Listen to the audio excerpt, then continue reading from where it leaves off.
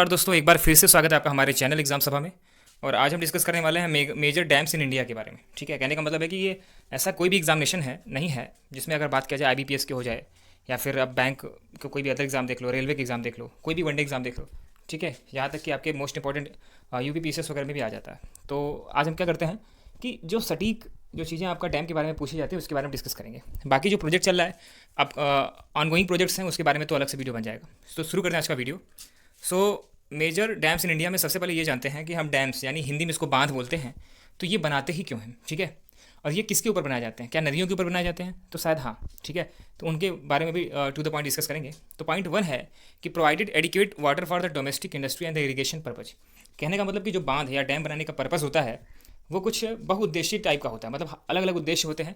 जैसे कि कभी कभी उनको घरेलू उपयोग के लिए डोमेस्टिक वाटर सप्लाई करने के लिए होता है उस पर्टिकुलर एरिया में। मान लीजिए वहाँ पे नदियाँ कम है या फिर जल के जो स्रोत हैं, सोर्सेज कम हैं, तो उनके लिए काम हो जाता है। इंडस्ट्रीज़ को अगर पानी चाहिए तो उसके लिए भी आपका यहाँ पे प्रोवाइड हो जाता है। अगर इरीगेशन पर्पज़ है तो उसके लिए भी आपका बांध जो है काफ़ी उपयोगी होता है। ठीक है, अब सेकंड जो है, हम कह सकते हैं कि हाइड्रो इलेक्ट्रिक पावर प्रोडक्शन जो है वो आपका डैम्स पे बहुत कुछ डिपेंड करता है। सो रिवर नेविगेशन, रिवर का नेविगेशन है, उसके लिए भी आपका डैम्स इंपॉर्टेंट होते हैं। सो कुछ मेजर डैम्स हैं जिसके बारे में भी हम डिस्कस करने वाले हैं। ठीक है, तो उसमें क्या किया जाता है कि फिशिंग और बोटिंग भी की जाती है। ठीक है, ये भी पर्यटन क्षेत्र भी बन जाता है जिससे कि वहाँ से पैसे आते हैं। इसका सबसे अच्छा उदाहरण है आपका सरदार सरोवर बांध या उसकी परियोजना जो है, जो गुजरात, मुख्य तौर पर गुजरात में है। तो उसको आप देख सकते हैं, वहाँ पे एक पर्यटन स्थल जब मोदी जी वहाँ के मुख्यमंत्री थे उन्होंने बना दिया था। तो इस तरह की चीज़ें भी हो सकती हैं। और सबसे last but not the least जो मेन पॉइंट है वो ये है कि कई बार ऐसा देखने को मिलता है कि जो बांध है वो आपका कई ऐसे नदियाँ जो कि बरसात के समय में बाढ़ से प्रभावित होती हैं या फिर वो क्षेत्र प्रभावित कर देते हैं, तो उनको भी कहीं ना कहीं रोकती हैं या उसमें मदद करती हैं। सो अब हम क्या करने वाले हैं कि पहले मैं कुछ इंपॉर्टेंट डैम्स के बारे में आपको फोटो के साथ दिखाऊंगा।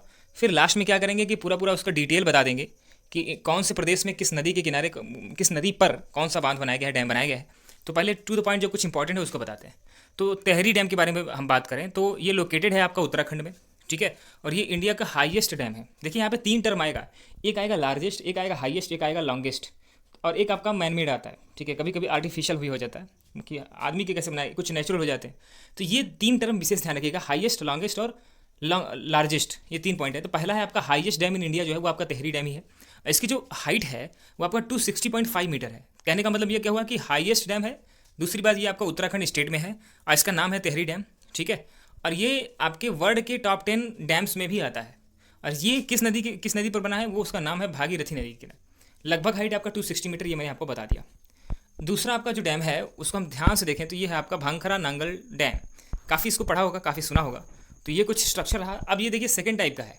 ये भांखरा नांगल डैम, पहली बात तो याद रखिए कि हिमाचल प्रदेश और पंजाब दोनों में पाया जाता है। और ये इंडिया का लार्जेस्ट डैम है। पहले अभी हमने तेहरी डैम के बारे में क्या पढ़ा था, आपका हाईएस्ट, ये आपका लार्जेस्ट। लार्ज का मतलब होता है कि साइज़ में बड़ा दिखना, 3 डायमेंशनल बड़ा दिखना, लंबाई चौड़ाई कुल मिला करके अगर हर डैम से कंपेयर किया जाए तो जो भांखड़ा नांगल है वो आपका लार्जेस्ट समझ में आता है। ठीक है, अब ये हिमाचल प्रदेश पंजाब में है, ये बात मैंने बता दी। इसकी हाइट जो है वो 225 मीटर है। इसका मतलब तेहरी डैम से तो छोटा ही हाइट है ना, लेकिन फिर भी लार्जेस्ट है। क्यों? क्योंकि उसकी विड्थ थोड़ी सी उससे बड़ी होगी। ठीक है, वॉल्यूम के हिसाब से बताया जाएगा। And also the second position in the largest dam in all over the Asia. अगर एशिया में लार्जेस्ट डैम की बात की जाए तो इसमें आपका ये सेकंड नंबर पे आता है। ये आपका सतलज रिवर पे सिचुएटेड है और पंजाब और हिमाचल प्रदेश में देखने को मिलता है। तो ये कहानी हो गई भैया आपका भांखरा नांगल डैम के बारे में। अब जो तीसरा हम यहाँ पे इंपॉर्टेंट डैम्स पर डिस्कशन करेंगे तो आपका हीराकुंड डैम देखने को मिलता है। यहाँ पे आपको डायग्राम दिखाया गया, काफ़ी लंबा दिख भी रहा है। सो हीराकुंड जो है dam located in state of Orissa. तो ये आपका हीराकुंड जो है वो आपका उड़ीसा में, ठीक है, वो सिचुएटेड है। और ये इंडिया का सबसे लंबा डैम है, ये भी आपको जानना चाहिए।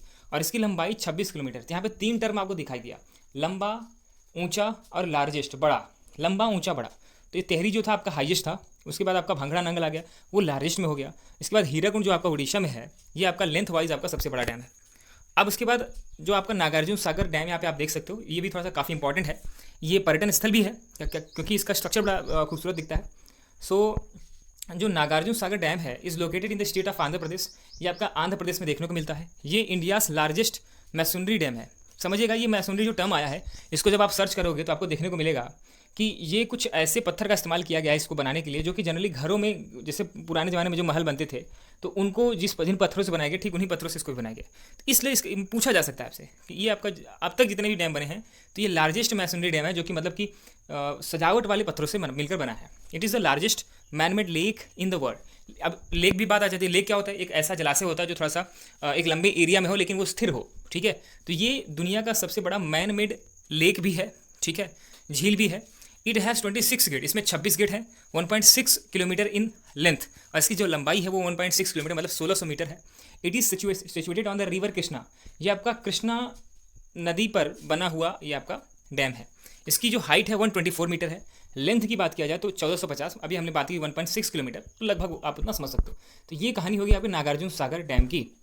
अब सरदार सरोवर डैम, जो जैसा कि मैंने कहा था कि ये एक खूबसूरत पर्यटन स्थल भी है, तो वहाँ की अगर बात किया जाए तो सरदार सरोवर जो आपका डैम है is located in the state of Gujarat. ये आपका इसका अधिकांश हिस्सा जो है, ये अधिकांश का ये गुजरात में स्थित है, लेकिन एक प्रोजेक्ट था इसलिए मैं इसको बता रहा हूँ।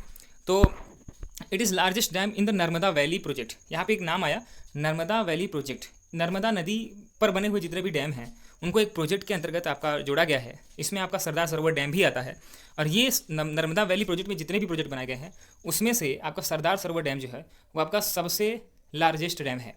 So this dam is benefit the other neighbouring states. ये आपका बेनिफिट करता है कुछ अदर नेबरिंग स्टेट्स, जैसे कि मध्य प्रदेश, गुजरात का नेबरिंग स्टेट एक आपका मध्य प्रदेश हो गया, उसको बेनिफिट करता है, राजस्थान को करता है, महाराष्ट्र को करता है, ठीक है। इतनी चीज़ें आपको पता हुई, तो इसका मतलब कि इंपॉर्टेंस ज़्यादा, इसलिए मैंने इसको यहाँ पे रखा, डिस्कशन में रखा।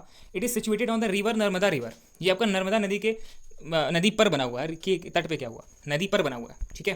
और इसकी जो हाइट है वो भी कम नहीं है, 163, काफ़ी अच्छी हाइट होती है, ठीक है। तो इस तरीके से हमने बात किया, अभी भी फिलहाल अब तक जो बात किया, तो उसमें हमें देखने को मिला अलग अलग कुछ इंपॉर्टेंट लेक्स के बारे में। एक बार फिर से हम समराइज करते हैं टेबुलर फॉर्म में। तो हाईएस्ट डैम इन इंडिया की अगर बात किया जाए तो टेहरी डैम है, जो कि उत्तराखंड में है, ठीक है, इसको मैंने बता दिया।